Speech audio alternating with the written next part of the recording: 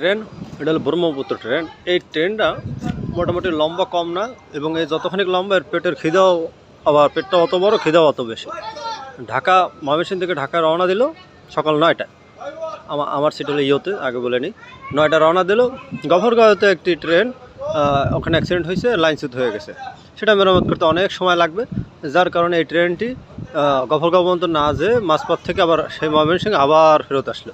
ফেরত এসে এখন বাজে দুপুর 1:51। ওর খিদা ভরেনি, কেন বললাম পেট ভরেনি।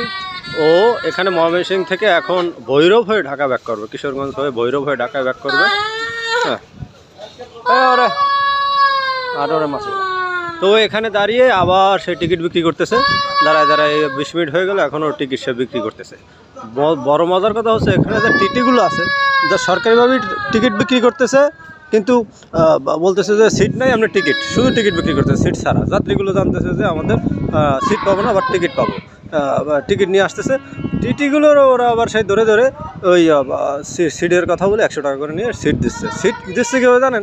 ওই যে মাঝপথে ট্রেন থামলো, আবার ব্যাগ আসলো, ওখান থেকে প্রায় 50% যাত্রী নেমে বাই লাইনে গাড়িতে করে ঢাকা চলে গেছে।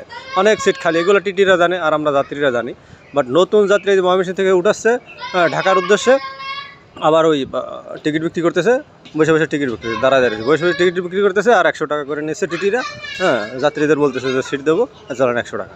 মানে বোঝেন কোন লেভেলে আছি আমরা। এটা তো মরার উপরে খাড়ার গা। আপনার আসলাম ঢাকা যাব, সকাল 9টায় যাইতে পারলাম না, ব্যাক করে আবার সেই ময়মনসিংহ আসলাম, এখান থেকে সেই ঘুরে যাবে ভৈরব হয়ে, যার বর্তমান পথের সাথে 2 ঘন্টা পথ বেশি লাগবে। এত সময় এত সমস্যা হ্যাসেলের পরেও আবার এখানে এসে আবার এই ময়মনসিংহ এসে দাঁড়িয়ে আবার টিকিট বিক্রি করতেছে। মানে এগুলো দেখার কেউ নেই নাকি আমি জানি না। আমার সব তথ্যের সাথে হয়তো এই প্রমাণটার কিছুটা হলো মিল থাকবে।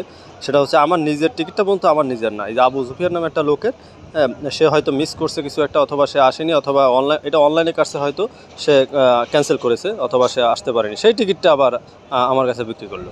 হ্যাঁ, মানে কেমনে কি জানি না। এটা টাকা দিছি, সেই টাকা আবার সেই মেইন গ্রাহক, যে যাত্রী, সে ফেরত পাবে কিনা, পাইছে কিনা আমি জানি না। বাট কাউন্টার থেকে আমার কাছে বিক্রি করলো, বাট বলেই বিক্রি করছে যে টিকিট আছে, সেটা অনলাইনে কাটছিল এবং সিট পাবো না। টিকিট মূল্য হলো 145 টাকা।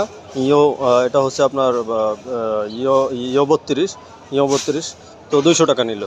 ট্রেন ছেড়ে দিয়েছে, আমি ট্রেনে উঠবো।